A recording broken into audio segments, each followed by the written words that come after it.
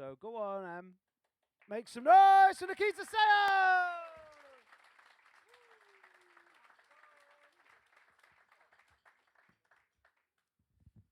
Evening. We're all enjoying the heat wave? Personally, I've spent the heat wave largely smacking around a load of little kids, followed by smacking up some OAPs for good measure. And it's when I say it out loud like that, I realise it's probably not the best description of playing cricket I could have gone with. Bit about myself, so I'm 23. One other 23-year-old in the room. Yay. I'm single. Same person as well. Unlike a lot of single people, I've always been this way. So 23 years, never dated, never married, never kissed. Never masturbated, in all honesty. My balls are like the home front during the Second World War. Always ready for action, but never getting any. It's got to the stage down there now where if anything ever did go off, the aftermath's going to be something akin to Chernobyl. Go for like a 30-mile exclusion zone around the blast site, you know. Luckily enough, I live in Stoke. You from Stoke as well? Move out, move away. Sensible decision. But yeah, basically Stoke's a shithole. They wouldn't notice if an explosion went off.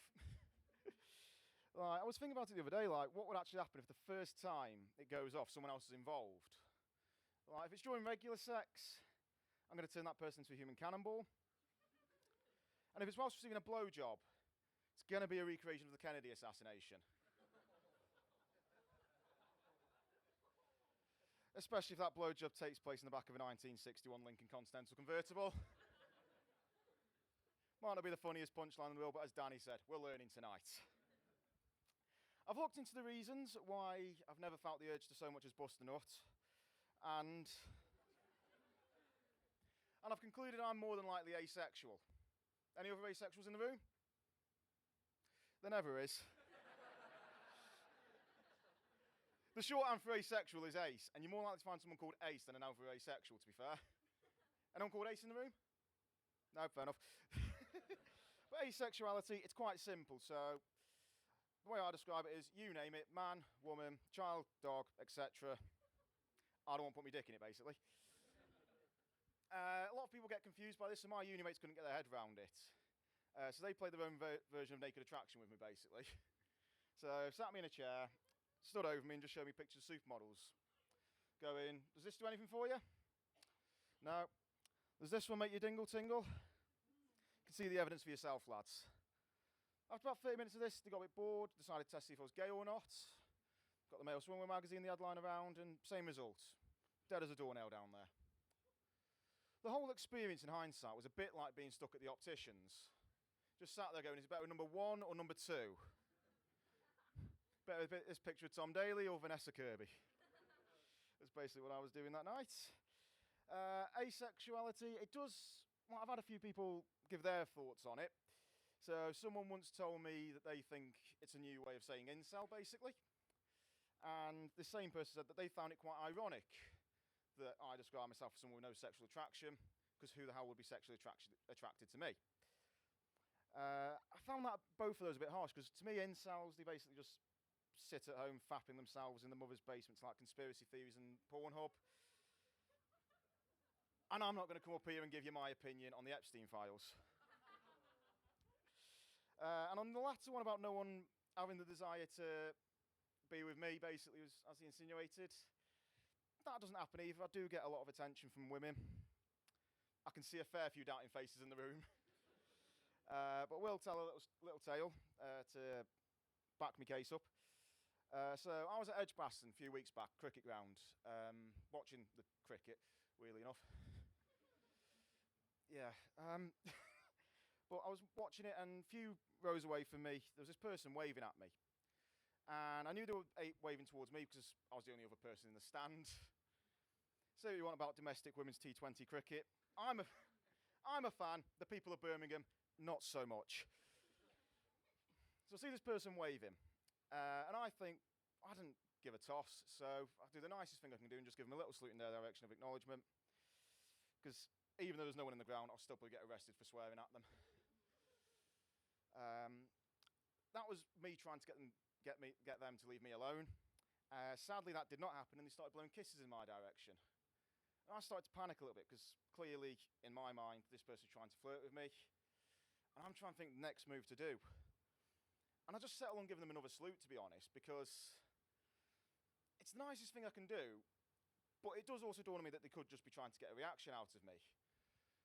And truth be told, I'm quite a subtle guy. I'm not about to come barreling down 10 flights of stairs, get down on one knee, and ask him to move to Russia with me. I've got the name, to be fair. All I need to do is put like a Russian flag over my passport. Should be fine, I think. I've never been abroad, I don't know how it works. But, like I say, acknowledge them, hope to Christ to go away. They didn't. Instead, they reacted like a cartoon. Might be more Japanese cartoons than Western ones, but it's the one where they sort of hide behind the hands, have the cute little giggle, love hearts flying around them, that kind of thing. We all know what I'm on about? Thank Christ.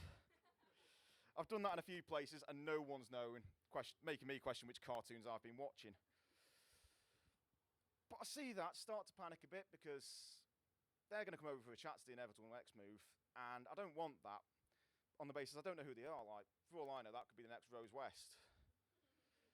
There's a good to middling chance I could be spending that evening being buried underneath somebody's patio. Thankfully, their mate left them, and they panicked a little bit, but not before blowing me one last kiss and waving me into the distance. I blew a massive sigh of relief. I went back to drinking £7 a pint Doom Bar, which is honestly the biggest joke in my entire set. We got any real ale drinkers in?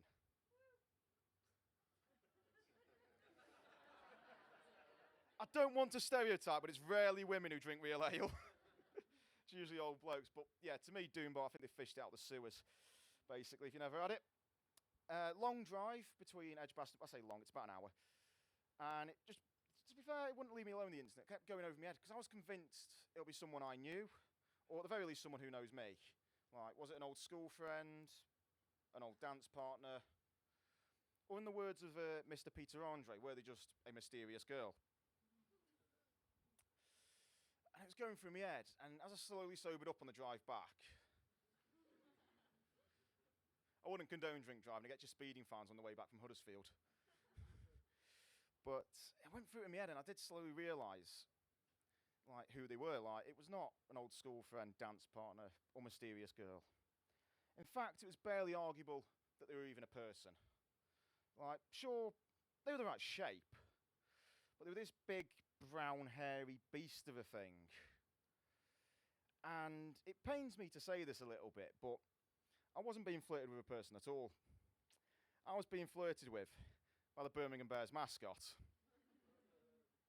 If you play that scenario out a bit longer, say they did come over for a chat, I was probably drunk enough to go back to mine, and then I'm waking up the next morning with a bear's head in my bed, like some shitty Brummie mafia. Days I look around the room to find answers from the night before, and I just see this person and go, "You don't look like you did last night." Okay. Not the worst gig I've ever done, to be fair. I did do one the other week where they got cancelled after one of the audience members tried to fight the opening act for making a joke about an XL bully. All I'll say is don't visit Stoke. So that one, no, it has been fun. I think I've forgotten half what I was going to say. But yeah, if you've enjoyed it, just search for my name on Instagram, you'll probably find it. You're not as thick as Manchester. There's no one from Manchester in, is there? Yeah. Shit. I can't see you, but are you bigger or smaller than me? Thank fuck. I could take you in a fight then. Other than that, nice one. I've been Nikita. Cheers. Nikita, say